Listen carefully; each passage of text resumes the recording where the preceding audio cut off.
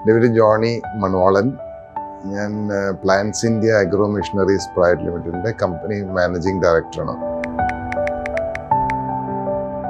After sales backup ഇതൊക്കെയാണ് നമ്മൾ നോക്കിയത്. കാരണം നമുക്കിത് ലോങ് ടേം ഇൻവെസ്റ്റ്മെൻ്റ് ആയിട്ടുള്ള ഒരു പ്രോജക്റ്റാണിത്.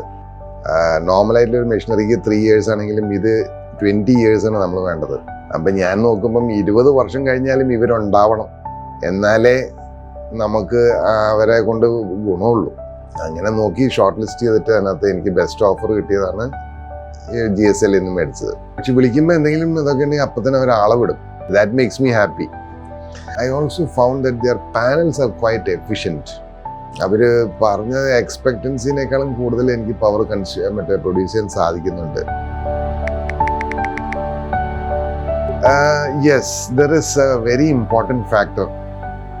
നമ്മൾ ഈ സോളാർ പാനൽ വെക്കുമ്പം അത് ക്ലീനിങ്ങിന് ചെയ്യണം.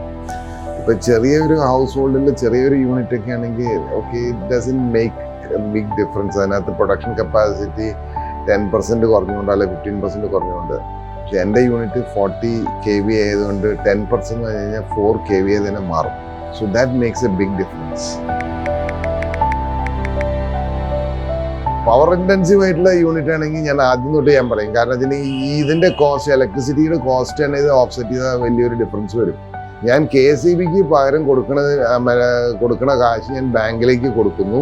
For the first may be 3.5 years I won't be having any difference. പക്ഷേ 3.5 years കഴിയുമ്പം that entire amount is saved.